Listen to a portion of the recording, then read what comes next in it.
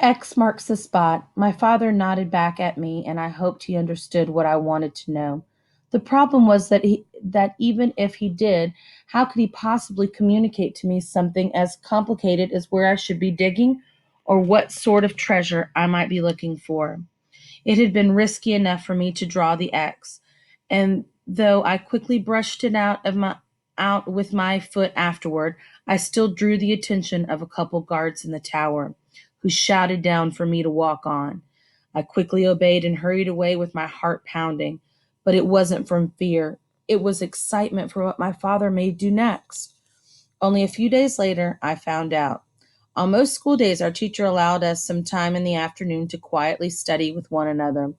And since it was near the end of the school year, there were some important tests coming up, so she gave us more study time than usual. Although Anna had successfully avoided being anywhere near me for weeks, this time the teacher assigned her to join my group, and the only spare seat was right next to me. I glanced sideways at her, but she did a good job of pretending not to notice me. Anna, I whispered, can we talk? She answered by raising the book in front of her face that no one, especially me, could see her. A sour faced boy from across from us snorted. Since when did she become too good for the rest of us? I kicked him in the shins hard. When he started to complain, I slouched like I was preparing to kick him again, and I would have if necessary. From the corner of my eye, I noticed Anna lowering her book just a little, and I was pretty sure I caught the barest hint of a smile. Nearing the end of group time, we were discussing the causes of America's Great Depression, and Anna slightly slipped a folded paper in my hand. All school kids know how to secretly pass notes, but this one surprised me. I wanted to thank her. No, I wanted to grab her shoulders and pull her into the tightest hug ever, but I didn't do either. Instead, I slipped the note between the pages of my folder and began counting the minutes until school ended. Once we were dismissed, I quickly found a quiet spot under a tree, and only then did I dare to unfold the paper. At first, what I saw made no sense. It was just a pencil drawing of an old building, square and made entirely of brick. There were two long windows in the front, but no glass in them except for jagged pieces in the corner. An old chimney ran up the side of the building, but the bricks were shaded darker, suggesting it was an addition to the original place. There were three ground window openings too, but no door. So, m- so, so I might have been looking at the back of the building. That frustrated me. As hard as it would be to find any building in East Berlin, it would have been nearly impossible to see the backs of them without wandering from yard to yard. Anna couldn't draw a circle, much less a building, so I knew this hadn't come from her. But there was no letter, no artist's signature, and no explanation of why I should have received this. Anna walked past me a minute later. I stuffed the picture into my folder and then caught up to her. Nothing's changed, she said. Please go away. I will in a minute. Just tell me about the picture. I don't know anything about it. But she had to know something. She touched her arm and said, please. I touched her arm and said, please, Anna, then I'll leave. She stopped and I saw tears in her eyes. She looked around us and then, in a voice so low I could barely hear it, said, we have family in West Berlin. Someone told them about Peter's death and they sent us the letter. They sent us a letter of of consolation. This picture was in fact the letter with your first name on it, but I don't know why or where it came from. It was from my father. I was sure of that. And while I was less certain, I thought Dominic might have done the drawing. He used to be an artist. He used to be artistic, though I had no way of knowing if he still was.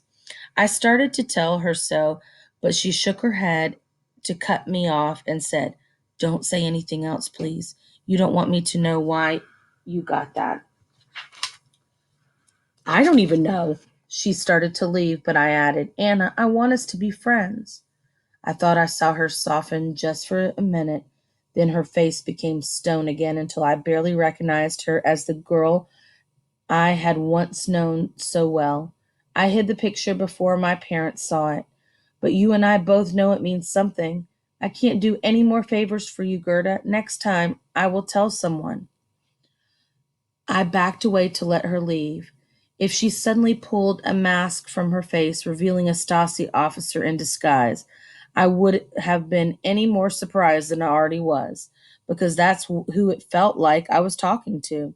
And who knew? Maybe I was. I looked at the drawing one more time before setting off for home. Well, not directly home, somewhere in East Berlin. This building was waiting for me. I needed to find it, and that's where I would dig. Chapter 13. 3 days of searching turned up nothing. So many places came close, but something was always different from the picture. It had the wrong type of roof, or a different windows, or no chimney at all. It seemed like everything built since the war looked alike, and the buildings in the drawing appeared older than that. About half a mile east of my school was a street of older homes, but I didn't see the one from the drawing among them. I was beginning to wonder if the building really exists, at least in East Berlin. The fourth day was another Saturday, a week since I had last seen Papa. Mama sent me to school with a loaf of bread to give Anna's family. It wasn't much, but it was all we have to spare, and Mama wouldn't have dared offer more anyway. Anna's family was still being shamed for what Peter had done. Mama didn't want to look like our families were that close. But Anna wasn't in school that day, and the teacher said she had complained the day before of not feeling well. So I decided to deliver the bread on my way home that afternoon. At least it gave me the opportunity to walk in a different neighborhood of Berlin. And part of me hoped that her sorrows healed, so would our friendship. Anna met me at the door, and although she looked as healthy as anyone else, I didn't question her. If I could get away with faking sickness to skip school, I would do it every day and not feel a hint of guilt. Before Anna slammed the door, I shoved the loaf of bread at her. "This is for my mother," I said lamely. "She thought your family might want it." She didn't seem too enthusiastic about accepting it, and though I wanted to believe the Stasi couldn't find anything wrong with my mother's simple gift, I wasn't that naive, not anymore.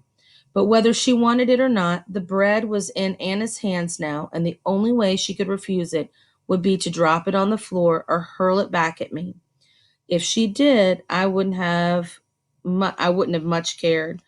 All my mama had asked was that I give her the bread, not force her to keep it. Finally, Anna mumbled, "Thank you." She started to close the door, but I put a foot in the jamb to block it. "I'm sorry Peter's gone, but you shouldn't be ashamed of what he tried to do." Though I hadn't planned to say that, the words poured out of me. The thoughts had swirled in my head for so long, it was a relief to speak them. At least I was careful to keep my voice low. He wanted a better life, a free life. You can't blame him for that, or at least I don't. "We have a good life here," Anna said. "Why wasn't it enough for him?" I explained it to her the way Fritz explained it to me long ago. "You've seen the sun, Anna. Now that you have, could you ever be content with just the stars for light? Would that be enough for you?" Anna bit her lip, and her eyes darted both ways along the hallway. If anyone had been there, she would have already shut the door on me. When she was sure that we were gone, she whispered, "The night he tried escaping, Peter left a letter for us on his bed. The Stasi have it now, but his roommate at the university found it first and told us what it said. The final line was, 'If I don't stand for freedom, then I must sit in chains.' Is that what you believe too, Gerda?" Of course I did. We were in chains, even if you couldn't see them. I spent 6 days a week in school that taught me freedom was a lie, and every minute in public pretending I believed it. She knew the consequences for speaking out just as I did. Why else was Herr Kraus arrested? And there was the wall. If life was so terrible beyond it, then why force us to stay here? But I couldn't say any of this to her anymore. To her, Not anymore.